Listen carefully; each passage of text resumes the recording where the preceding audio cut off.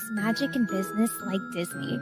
Join us as we hear from Disney cast members, influencers, and enthusiasts to uncover the secrets of what it takes behind the scenes to make Disney such a successful and well-loved brand. We will hear their journeys, inspirations, and have some good old-fashioned Disney fun along the way. So relax, pull up a chair, be our guest, and let's get down to Bippity Boppity Business.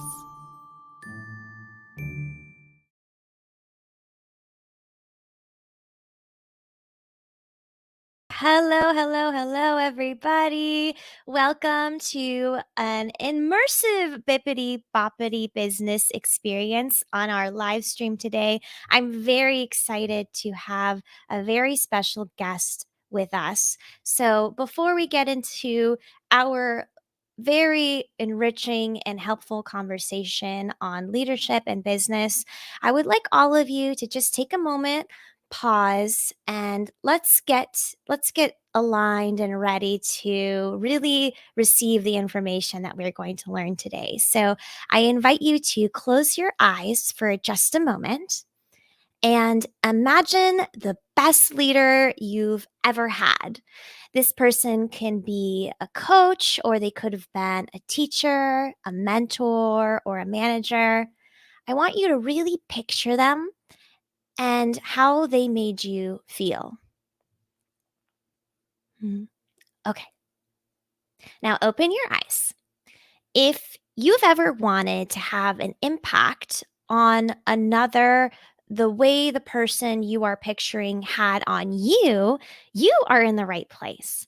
Our guest today has had over 20 years of leadership with companies such as Walt Disney World.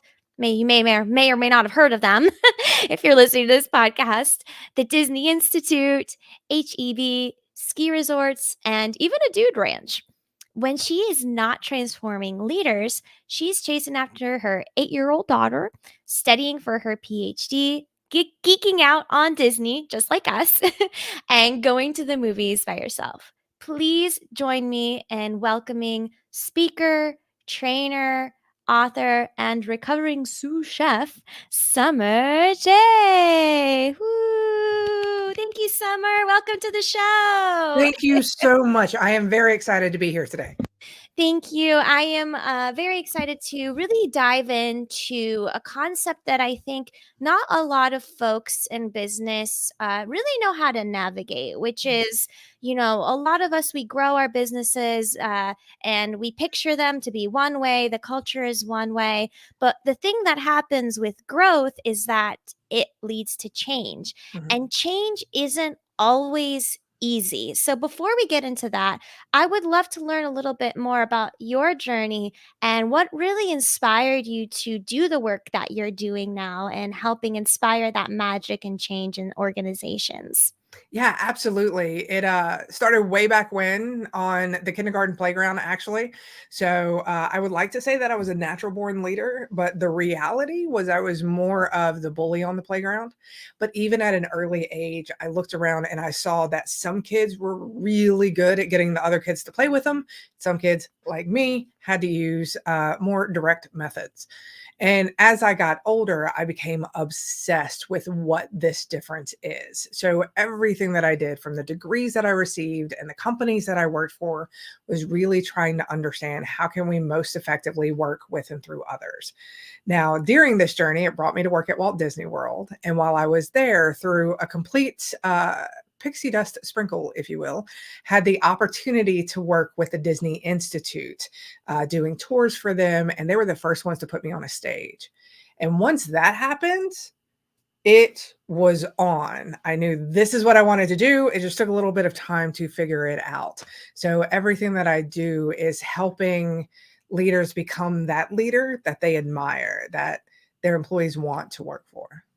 I love that magic moment you're describing, of the moment you realize, like, this is what I love to do. This is what I'm meant to do. And I'm going to lean into that, because I think part of what makes leadership difficult is not really knowing yourself, like not knowing what your goals are, what you're good at, what you're not good at. Before the stream, I was joking with Summer that, put me up and tell me to make a pretty thumbnail, but sometimes booking isn't my thing, right? So, but it's just like that self awareness, though, that I think once you start to go on that journey, it can really be transformational. So, I want to go back to what you said a second ago, which is the difference almost between an assertive leader and more of like a collaborative leader.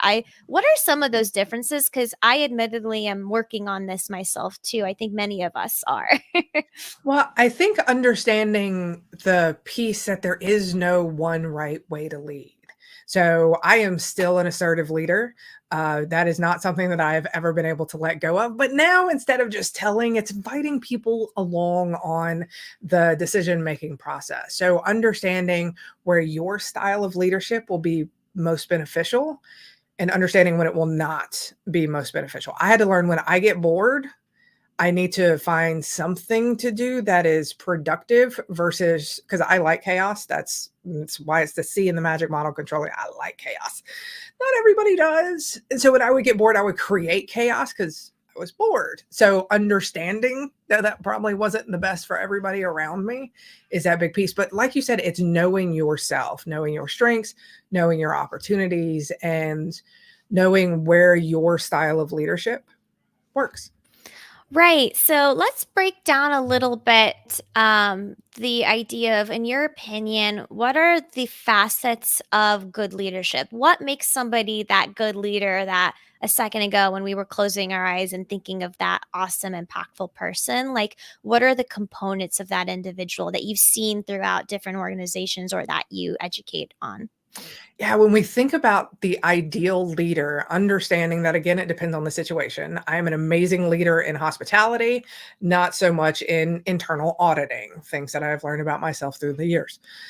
So, understanding where your style of leadership fits, but the things that leaders that great leaders consistently have are 5 keys. And the first one, it's my magic model. The first one is manage yourself first. So really that emotional intelligence, understanding how do you show up in moments of stress? How do you show up in moments of boredom? What is something that you can rely on yourself for and what's something that maybe you need to surround yourself. I'm not a warm and fuzzy individual. It took a lot of time to get there. So as a leader, I would always have to have the people that were my supervisors, the ones that reported to me, I would need them to be warm and fuzzy to help shore up that opportunity that I have. The next is understanding your personal purpose. Why are you doing what you're doing? Why does it matter? And why are you choosing to do it with this company? Understanding the purpose of the organization and being able to help your employees understand how their personal purpose lines with the organization.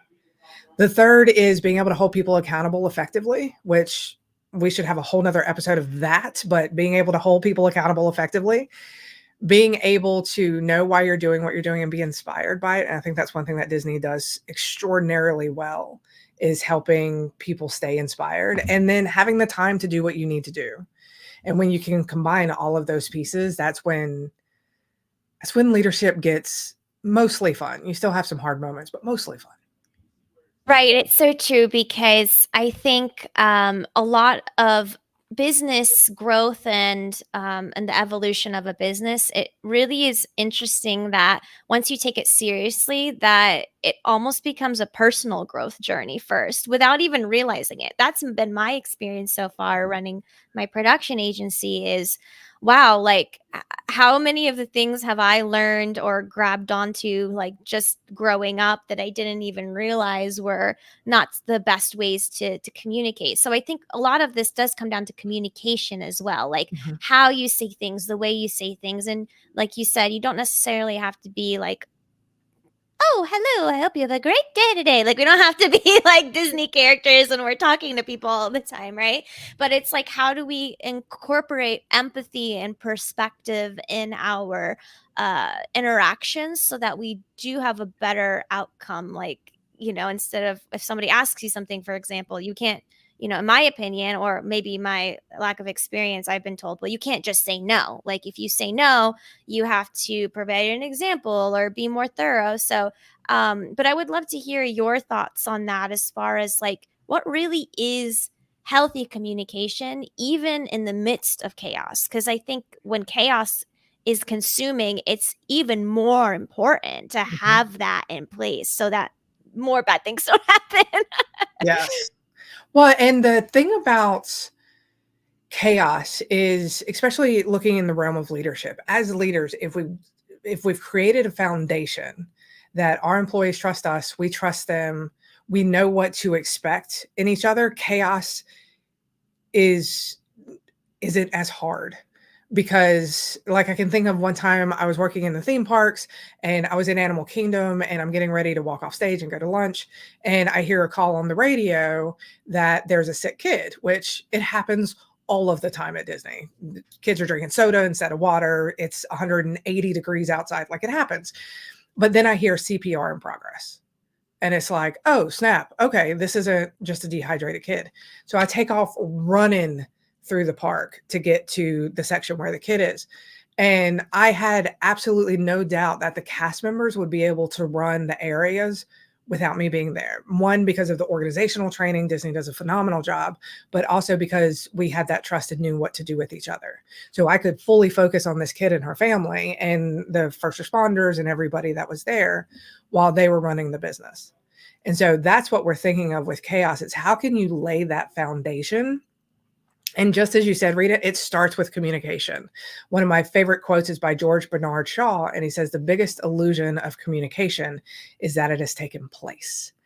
And so the example that you gave with saying no is a great example, because we're seeing as the new generation is coming in, I'm hearing this come up a lot, actually, that younger millennials and Gen Z, if you ask them a question, they're going to give you the answer to the question that you ask. So if you ask a Right. yes or no question, you're going to get a yes or no answer.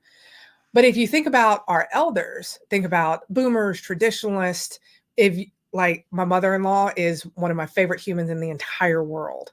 And I'll ask her, what time do we need to go to the movies? And she's like, oh, well, there may be some traffic here. And then if we do this, then, and by the time it's over, I'm like, great.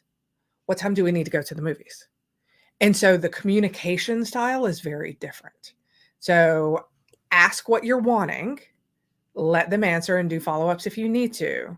But know that one of the most effective abilities for leaders is to adjust your communication based on who you're communicating with.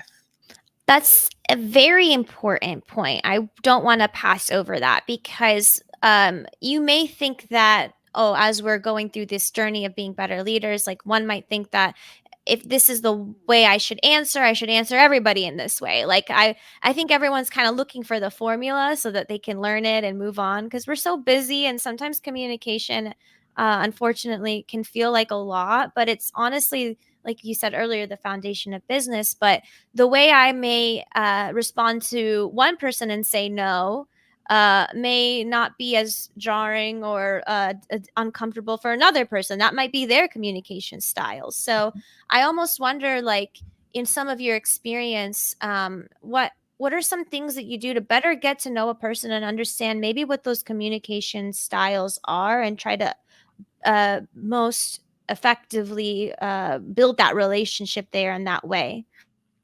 People will tell you everything that you need to know about them if you just listen. And so when I think of in the beginning, I was very task oriented, and under moments of stress, I'm still very task oriented.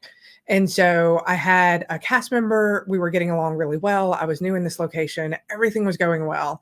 And then about 6 weeks in, I walk in an immediate cold shoulder, and I'm like, okay, what happened? And so after a little while, it doesn't let up. So I ask her, like, I feel like I did something wrong, not sure what that is, would really like to fix it. And so she shared that you didn't say good morning when you came in. You didn't say good morning either. Like, what's the problem? And she says, I say good morning every single morning. You may or may not say it back, and you never initiate it. To her, this was a really big form of disrespect. To me, I'm just trying to get work done. And so in that moment, I could look at it as, okay, saying hello is not that important. Making sure that we have people and product for the guests that are coming in, super important. Or I could hear what she was telling me, that this is something that she needed from me as her leader. And so when you're talking to those that choose to follow you, because it is a choice for them to follow you. When you're talking to them, are they talking about their families a lot? Are they showing you pictures of the soccer games for their kids on the weekend? That's going to be what's super important to them. Every time you talk to them, are they talking about their business goals and what they want to be and where they want to go and when are they going to get their next promotion? Okay, that's what's important to them. Or are they super excited about this volunteer organization that they're working with? Okay, that's going to be important to them. And so when you listen to the individuals, not the entire team, there are times and place for that, but listen to the individuals, they will tell you what's important to them. And when you know what's important to them, it can help you better tailor your communication with them. So I know that the person that comes in and they're all business, we got to get to it. They don't care about my kid. They don't want to know how she did on the weekend. They don't want to have to answer the question. They want to talk about their goals and their agenda. And there's nothing wrong with that. I think it's important to maybe even have that conversation. I never really thought about just simply asking somebody like, "Hey, like, what are your interests? What are your goals or whatever? Like, what's your working style? Like, what do you prefer?" And like just having maybe a time blocked out every now and then to just connect on the human level instead of just the, okay, we got to get stuff done because what I do, I don't work for Disney, but it's still a production. It's a show. There's this feeling of like the show must go on. Like everybody has a role. Like let's get it together. Like in one week to another, there's an episode that's going live, and the stuff in between that, it's not an intermission. We're preparing for the next thing, right? So that's part of the reason why I really admire some of the foundational elements that Disney instills in the employees because um, yes, we have time to get to know somebody. We do need to connect with them and build that working positive relationship, but also things need to get done. And what you said earlier was really cool to me, where like there was a conflict that happened.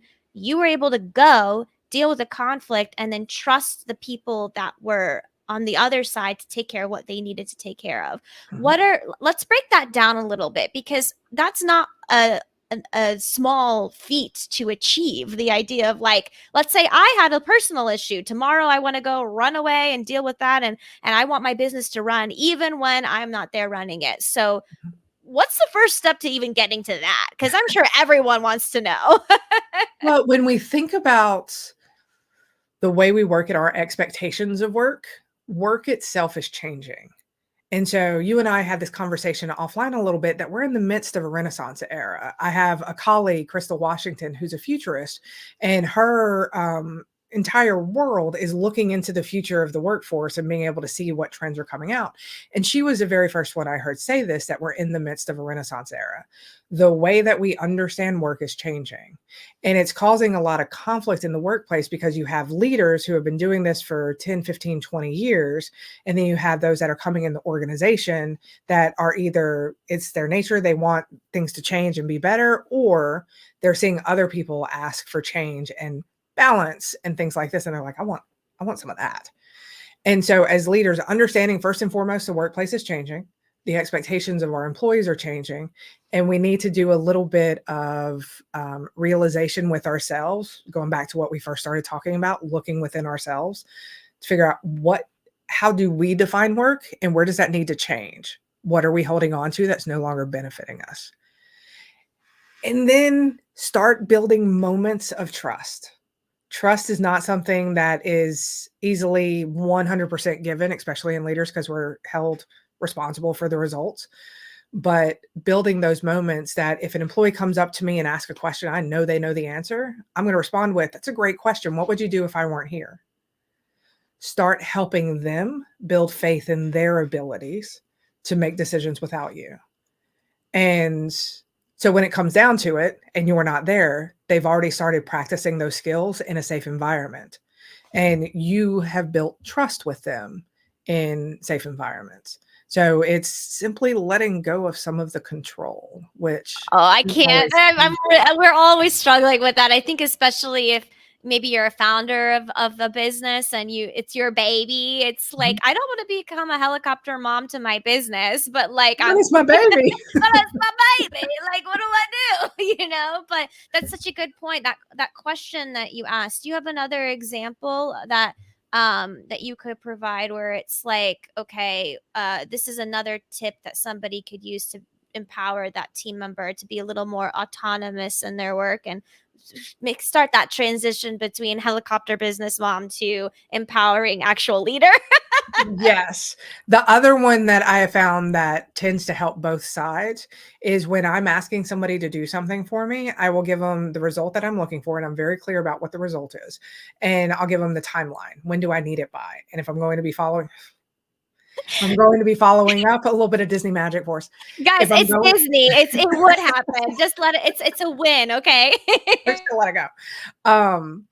If I'm going to be following up, letting them know what that follow-up process looks like, and then I tell them, "Unless you have a question, I don't want to know how you're going to get there." Because my process, the way I do things is very different from the way that you do things, and if you come and start telling me your process, I may inadvertently tell you that's not right, even though it doesn't matter. I'm looking at the results. So I'll explain to them why I'm doing what I'm doing, but I this is a result, and I'm very clear about the result, and this is a time frame, and What if then let them do somebody the comes rest. to you and says, like, well, I want to know the ABC way of doing it? Because I feel like somebody listening to that might be like, well, there's a written process and everyone has to do it this way. Like, there might be a mental personality state. I mean, I don't know, type A person that's like, no, don't tell me that. That freaks me out. Like, how do you kind of work with that type of person? And then alternatively, the opposite end of that, where somebody might be a little too like creative with how they got to their result, right? Like, what's the middle ground? Well, so if we're talking about policies and procedures, I'm thinking safety and stuff like that where it's written, then absolutely show them that. But if we're talking about, I'm going to, so an example, I have people that edit my videos, and I'll send them the video. I let them know this is my branding, this is what I'm looking for, this is a result that I'm going with, and I want to see the final product. When we do that, if they're uncomfortable in the beginning, I'll do more of checkpoints that are a lot closer together. So instead of checking in once in the middle and once at the end, I'm checking in once a week. If they're wanting that, then I give it to them the first couple of times. And then after that, I'll look, because another thing, if you've worked with me, you've heard me say this, I have absolute faith that you can complete this. And if it comes out that it's not what you're expecting, we'll figure it out together. So that way they know they're not going to get in trouble. But the amazing thing that happens is when we're doing that, Rita, we get time back Yes. because we're teaching our teams to be able to do it without us. And then as leaders, we can start working at the level that we need to work at instead of doing their jobs, which they want to do their jobs. They have value and pride in what they're doing. So we need to stop doing it for them. Right. How I love that Disney really makes there's a, sentiment that every role is important, every Yes. job is important. It's taught that every part in the production has an important part to play, Mhm. right? So, in your end, from your experience there and then other experiences in the work that you're doing now, how do you start to encourage that? But I'm going to pivot it, especially in moments of conflict and chaos. How do we really double down on that? Because it's easy to make everyone feel great when things are great, but when there is conflict or change or chaos, that's when the true culture shines, in my opinion. Well, and so those are three very different ways of handling things. So if you had to choose one, which one would you choose?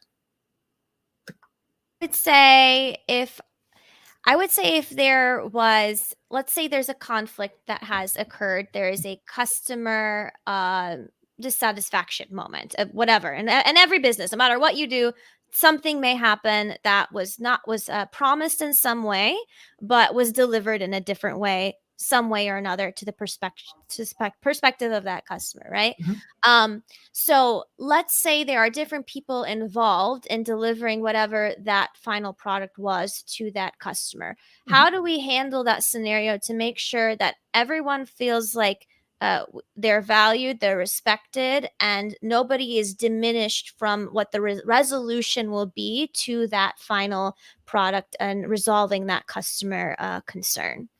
Yeah, you want to take care of the customer as long as the customer is being reasonable. And when I say reasonable, as a customer, you can be mad, you can be upset. There still needs to be a reasonable expectation. So I want to be clear with that. Most customers, when they come in, they are reasonable. They're just upset and trying to get what it is that they're wanting. So one of the big shifts in the past 5 years, which I'm really happy about, is that we're no longer letting our customers walk all over our employees. There is that boundary. And that speaks a lot to our employees when we're maintaining that boundary in a professional and respectful way with the customer.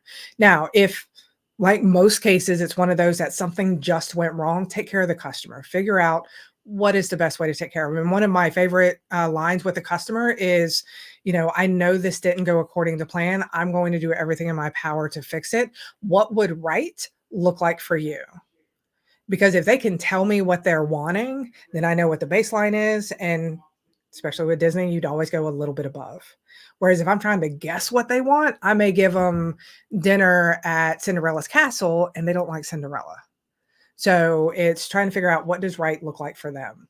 Now on the back end for the employees, having conversations, if they didn't do anything wrong, there have been times where I've had a cast member behind me and a customer in front of me, and I've let the customer know this cast member, they didn't do anything wrong. What they told you is absolutely 100% correct. Given the circumstances, let's talk about what we can do. Because so many times as leaders, we walk into it and we're like, we just want to solve the situation. So, yes, whatever you want, customer. And then the employee's like, well, why did I do what I was supposed to if you're just going to throw me under the bus like that? Yes, that's so important. I value that example. I think it's a tangible way to understand it. And part of, what your magic model is, which by the way, I love when people are like, "Oh, Disney business magic, that doesn't mean anything." I love how Means part of everything. it means everything. I love how your magic model, like the word magic is actually that acronym that you said earlier: manage, align, galvanize, inspire, control. I Yep. mean, what those are the things that really set great companies and leaders apart from the just not so renowned ones, right? Mhm. And part of the control your chaos part that I really like that you preach on is that not everything goes to plan. Like you have and like once you finally accept that and you start to come to terms with that, I feel like the other parts of this become even more attainable, right? But what are some ways that like you do that for yourself? Like how do you control your own chaos? So, what are some things that you've learned over the years when something does come up like that where you can have the mental strength and fortitude to respond in the way that you just said and not totally freak out and bomb the situation? The first step is making sure that you're in the space to be able to handle other people's weights. And so one of the things that I do, part of leadership, is we do a lot of conversations around diversity, equity, and inclusion, even if it's not called that. And there's only been one example, but there was one day where I was with a co-facilitator, and normally I'm the one that handles it because I love it. And I asked them, I was like, would you be okay handling it? They said, sure. Why? Well, my mom passed away in July, and it was her birthday in August. And I knew I did not have the emotional fortitude to be able to handle that conversation and where sometimes they go. And so, understanding as leaders, we're not perfect. Nobody but us expects us to be perfect. And it's okay if we're not in the right headspace to take something on to be able to tap somebody else in. We can't do it all day, every day, but there are those extenuating circumstances that you don't have to do it all the time.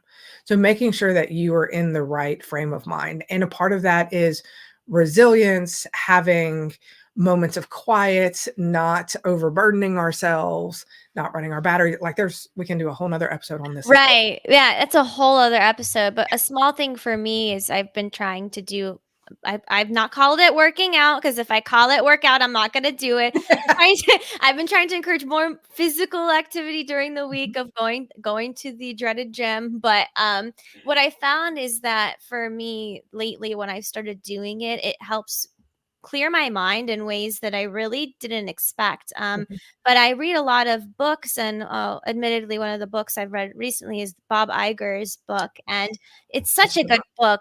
And if I'm just, I'll leave that somewhere. If you guys haven't read that book yet, one, let's fix that, and two, I will give you the resource to do so. But I was really fascinated to see how early such a busy person wakes up at like 4 a.m., 5 a.m., no matter where this guy is. Mhm. He's up and he's moving because for him, that's his me time to like Mhm. mentally prepare for the day.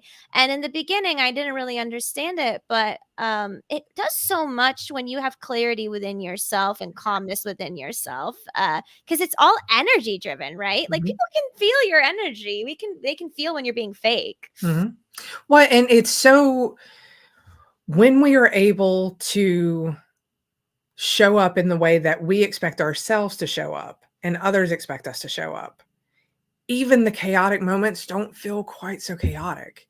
And so Lee Cockrell, who he's the retired executive vice president of operations for Walt Disney World, he used to teach time management classes for cast members. And he would always state on Sunday night before the week starts, spend 20, 30 minutes looking at your week, planning out, figuring out what it's going to look like. And then at the end of every day, spend 15 minutes figuring out, okay, what was on your list, what didn't get cut, marked off, what can get moved, because we cannot control all of those pieces that are coming at us, demanding our times, but we can control what we do about it. And so just that 30 minutes on a Sunday, 10 to 15 minutes at the end of every day can be life changing and helping to make sure that you're showing up in the way that you want. And then bless the people that can wake up at 4 a.m. I have not figured I'm that not. lesson out yet. I'm If y'all not have that. any tips, let us know because I'm not a 4 a.m., 5 a.m. person. I'm like No. an 8 a.m. person. I call myself a nooner. Like noon, like 12 is when I'm like 12 o'clock is my prime state. So anytime anyone has to ask me a question, not a late night person, not a morning person, I'm a nooner. You're more of a mid shift. I feel that. Like I relate to that strongly.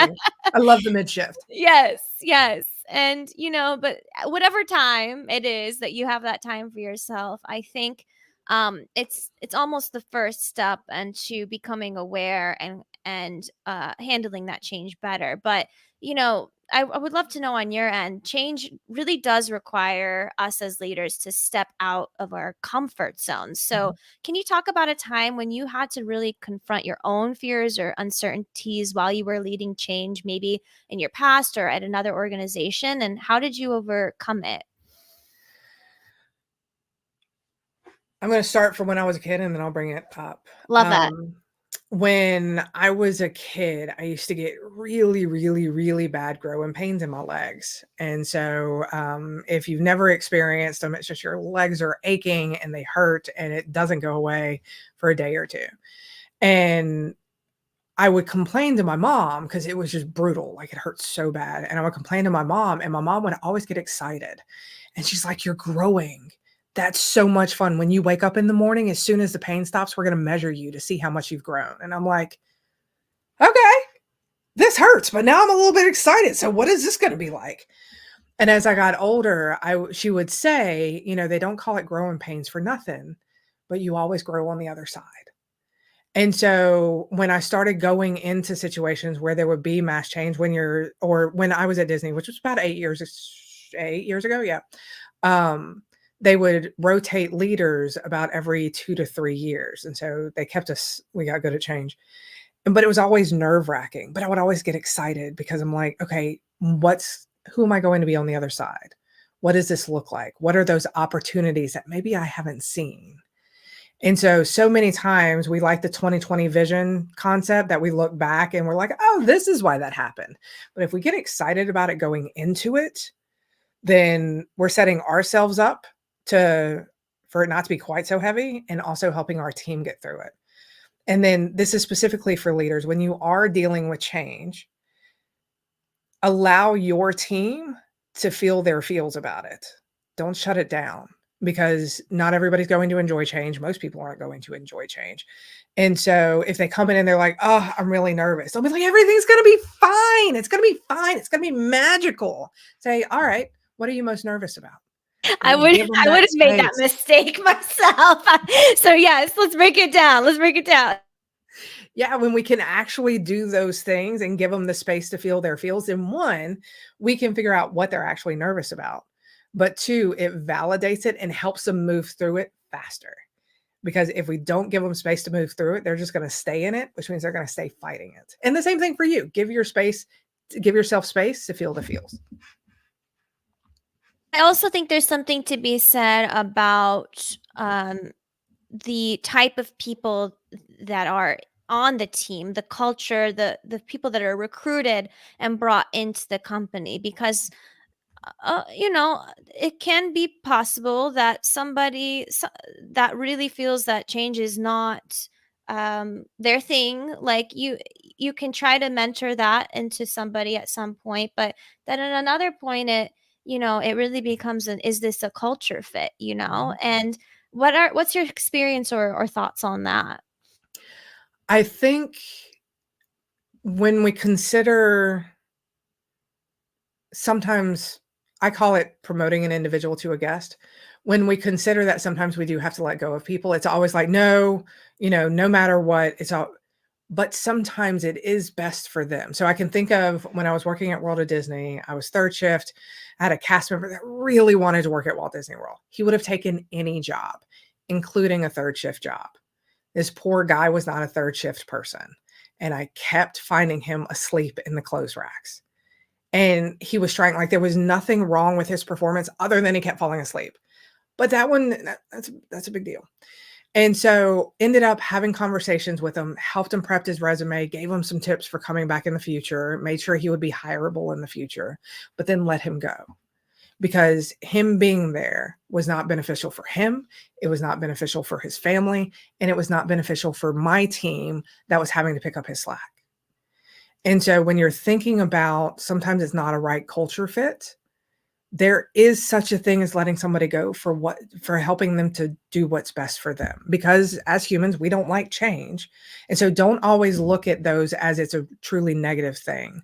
What are some of those ways that if it's a difficult situation, how can we reframe it to understand that sometimes as leaders we have to do what's best for the team even if it means letting somebody go.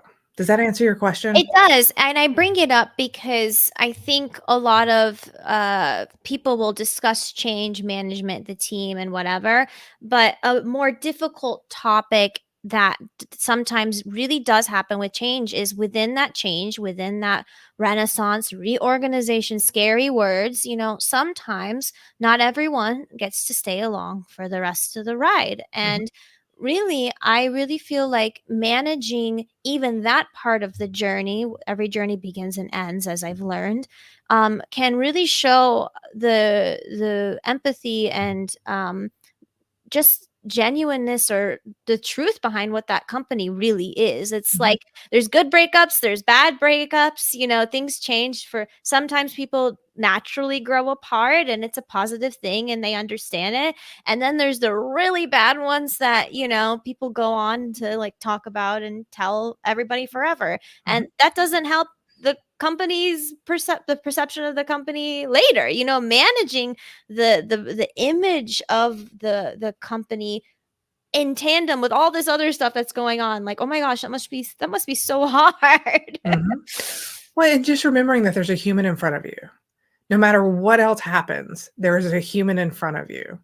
And there is a level of respect that can be given, that should be given when we are dealing with those difficult conversations. And I love the fact that you connected it to relationships because so many times we're like, business is business and personal and personal. We know that's not true, but it is a relationship.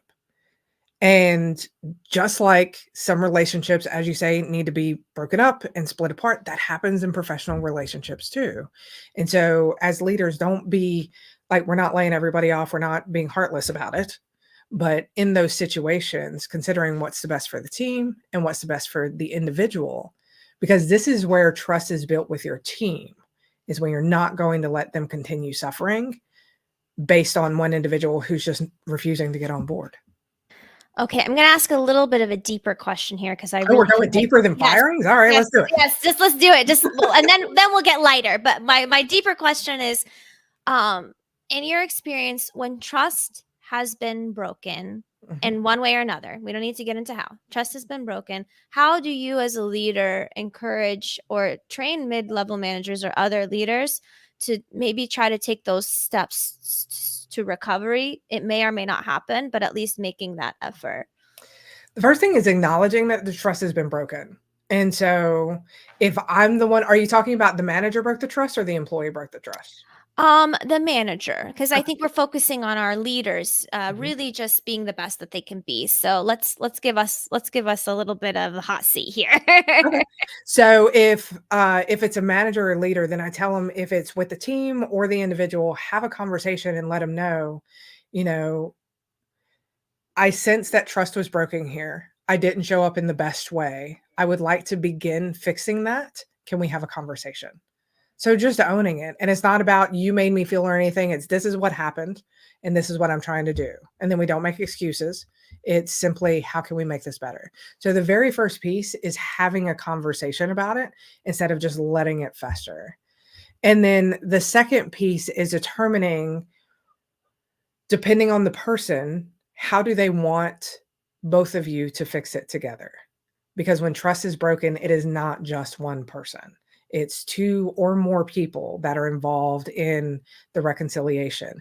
And then one of the rules that I had in my departments is if it was more than 6 months, it doesn't count anymore. So, like, if a cast member was getting ready for promotion and I was like, oh, well, 2 years ago they did this, 6 months, because I am not the same person now that I was 6 months ago, and neither is anybody that works for me. So, and when a cast member will come in and say, well, you did this 2 years ago. Okay, well, let's talk about what's happened in the last 6 months. And so, really helping to reframe because we like to hold on to stuff as a species. Yeah, we have grudges. We do, and we hold on to them forever. So putting in a time frame, what does that look like? Now, if you're in safety, it might be longer, it might be a year, but a time frame for when are we going to let stuff go? Because that can help build trust as well, because people don't expect you to be perfect, but they do want to know when you're not perfect, how are you going to handle it? And that's when trust is made. What's your favorite part about what you do, Summer? Oh, so many things. Um, oh, so the reason why I talk about the magic of leadership is yes, it's a tie-in for Disney, but it's also when I talk about magic, it's not necessarily Disney's magic. It's the magic that happens when you randomly interact with somebody that you would have never met before. And that person sees you not only for who you are, but for who you can be. And they have the tools and the resources to help you get there.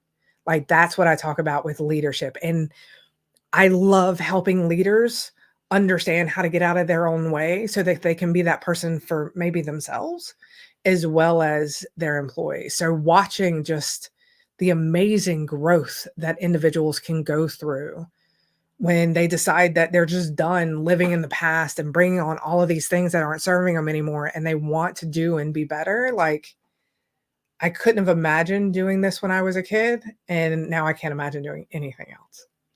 That makes me so happy to hear. I just find that what you do is valuable. It is important because leadership is not easy. It can look glamorous online. It can look real cool. Those are the cool kids at the cafeteria and the lunch table, and in high school, kind of a mental image, right? Yeah. But in that table, there's a lot of growth. It's a choice, and Yes. we all have a choice to choose how we want to lead within change, within a time of great like wins within the culture. And it's really awesome to know that there's people out there that can help coach that, because even all the Disney characters that we love and watch, like, they all had sidekicks. They Okay. did. Like, they all had a great sidekick. And I just feel like maybe I need a little Jiminy Cricket myself on my shoulder. That would be great. Right? So I think that's so awesome. Mhm. So on that note, we'll change the vibe a little bit. let's talk some Disney stuff. It is Bippity Boppity Business. So Gotta let's have some let's pixie dust. let's change the vibe and talk about that. Come on, everybody. Here we go. Off to Question Land. All right, Okay. Summer. Rapid fire question and answer here. Okay, you're going to a Disney park. What's the first snack you get? Dole Whip. Dole Whip. Okay. You have 3 hours. You can go to any park you want. Where are you going, and what ride and/or attraction are you doing?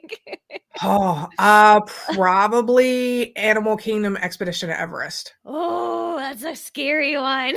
It's a I good love it. one. Love it so much. Okay. Um, Tomorrow you wake up, you get a little note in the mail that says you can go to any Disney location or thing in the world ever. It's all expense paid. It could be anywhere that you want. What are you going? What are you doing? Transatlantic Disney cruise. Ooh, what's that? Tell me about that. So transatlantic is when they go from either the States to Europe or Europe to the States. It's generally like a 12 to 15-day cruise on a Disney cruise ship. So Oh you can my do them on all cruise lines, but yes. definitely Disney cruises are the best. Amazing. Okay. Disney song that gets stuck in your head whether you want it to or not. That just always seems to be there. Prince Ali, da da da da Da, da da, da, da, da da, da da. I da. love Yep, that one. And Tiki. Tiki, Tiki. Tiki, Tiki, Oh, Tiki, the Tiki. Tiki. Yes, Tiki gets it's my like hold music in my brain. Yes. Like I don't know what it is. I had a Disney operator. They picked up and I said, "Can you put me back on hold?" They were like, "Tiki Room," and I was like, "Tiki Yes, Room." that back to that one. That was a bop. Let me get back to that one. Okay, cool. Um, let's say get more creative here. Okay. Let's say you have the ability to coach a Disney character that is a not so great character that you really feel like, man, if I just had 10 minutes with this person, I could whip them back into shape. I can make their life better. Which character do you think it would be? Oh, I think all of the characters are fantastic, but I would Yes. definitely hang out with the villains, not to help Yes. them be better, just to Just observe and understand get them. tips. Is there I just wonder if, like, for example, Cruella de Vil, right? I feel like she needs some help, man. Like, her leadership is very questionable, right? Like I mean, okay, so actually it would be the evil stepsisters. okay, the evil stepsisters. Okay. We would have some conversations around managing themselves first. So Okay. we would dive into that, yes. And then let one of them know respectfully that maybe singing isn't part of their future and their career. We won't say who and we won't say why, but Yeah, respectfully. respectfully. Yes. But the coolest Disney encounter I ever had Yes. was and I'm a villain person, I love the villain. Yes. And I walked up to, the evil queen, and I was like, "You're my favorite, I love Yeah. you," and she was Yeah. like, "As you should." I was like, "Oh my god, this is amazing." Geeking out. That's so cool. You're like, "You're a baddie, and I'm here for it." "Can I be you when I grow up minus killing people, please? Thank you." Yes, yes. I just wanna walk around with a cape in the workplace and it be okay. Like, And it'd be okay. yeah, Nobody but got an eye. I Yeah, when know, I but wore my cape, they were like, "You gotta go to HR." right, but I'm pretty sure Edna Mode instilled that rule in businesses that we can't wear capes, so that might have been a campaign on her end that we missed out on. Okay, cool. Okay, so, most impactful Disney movie that you've watched that has resonated with you in some way? Um, oh, there's so many. Let's say within the last, like, 5 years or so, because there are so many Disney movies. Would probably be, I don't know, Saving Mr. Banks? Yeah, Yeah. yeah, that's a So I good think one. Tom Hanks did a phenomenal job So good. portraying Walt Disney in that. Yes. And then I just liked hearing the stories from the cast members at Disneyland, like what was Yes, happening during the filming. So yes. probably Saving Mr. Banks. Yes. I've talked about this before, but Moana was one movie that really I resonated with because I feel like, when she's like, "Oh, you gotta, you find your own way, you make your own path or whatever," and I started crying. I was like, "Oh, there's something going on in here, isn't there? I should probably look into this, right? And it was kind of like at that moment when I watched that movie where I was like, let me start looking into my life and making some decisions, And yeah, ever since then, I feel like I've gone past the longing, looking at the sea part of my life and more of like the adventuring, wayfaring part, which I'm glad because the first part's really dramatic and nobody needs to hear that. So, Well, but good for you. That takes a lot of courage to be able yeah. to face the waves and get over it and do all of the things. So Mhm. well done, madam. Well done. Thank you. I appreciate it. I did not find a very expensive emerald or jewel though, which I would have liked to have done Give it along the time. way. It's Yeah, still early. it Give might time. it might happen. It might happen. Okay. All right. Another fun Disney question is if you were able to do a like short, right? Like they called you up and they're like, we need an idea for a Disney short, right? What kind of theme or a character that has not been in existence would you like to have see in some way? I think if they asked me for an idea for a short, Yeah. it would be, and Pixar would have to do it because Pixar's shorts are Yes. fantastic. But Yes. looking at the expectation that guests have before Mm, they go in the park, like they see on the commercial that Mickey's just going to be walking down the street. You're going to be able to hold hands with Mickey and walk down, versus the reality of yes. being in the theme parks. Mhm. But then like tie it up with something because magical stuff happens all day, every day. Yes. So something that happens that creates that very unique and very specific magic that only Mm. Disney can do to show that like it's worth it. So like 15 minutes, but the full customer journey of a Yes. Disney customer. I got goosebumps with that, all right? Like, come on, like you need to brand that idea. That's a good one. Well, because I think it's funny because when I was a kid, admittedly, I used to think like, okay, like when I walk under Cinderella's castle, I'm gonna be like transported up to the top or whatever and get like this whole view. It's like, the commercials are awesome. They make you want to go, but it's just it's really cool that sometimes the most mundane things are actually the most magical Yeah. at the parks. I think an experience I just recently had was I was there recently and I was with my friend and she was wearing a Belle shirt. Mhm. And we were at Belle's Tavern and it was like kind of towards the end of the night and they just gave her like a cupcake and they were like, here you go, princess. And she was like, we were so amazed and confused by it. And we were like, what? Like what's going on? And the cast member was like, you're Belle, like you have a Belle shirt on or whatever. And I was just like, pop off, Disney. All right, like this is it right here. It's the cutest, most sweetest thing, right? So I think I just love that. Mhm. But basically, I don't know if anyone, I see there's a few viewers. If anyone would like to ask questions right now, we have Summer here. You're more than welcome to ask any questions or just bring up a Disney topic if you like and chat with us about Disney. But whether you're watching this now or later, you can always leave a comment Mhm. and we'd be more than happy to answer it asynchronously at a different time as well too. But Absolutely. as we wrap up here, I would like to end with just one question here. What's something I didn't ask you today that you wish I would have asked that you'd like to leave us with? When we think about leadership, many times we think either that it's really easy or it's really hard. And the thing about leadership is it will never be easy, but it doesn't have to be as complicated as we make it. When we choose to do the growth and get out of our own way, that really is when the magic happens. So remember, next time it's way more complicated and you're like, I can't do this, figure out what might you be doing to add to the complication that next time you can take away to make it not as complicated. I love that. Well, Summer, if anyone would like to connect with you and reach out to you later, what's the best way for them to do that? So they can go to Summer Jelinek, Jelinek.com. Or if you want to stay in touch, every week I put out a video. You can go to unlockingthemagicofleadership.com/M YF for Managing Yourself First, and you will get the Manage Yourself First section of the book, the first 3 chapters.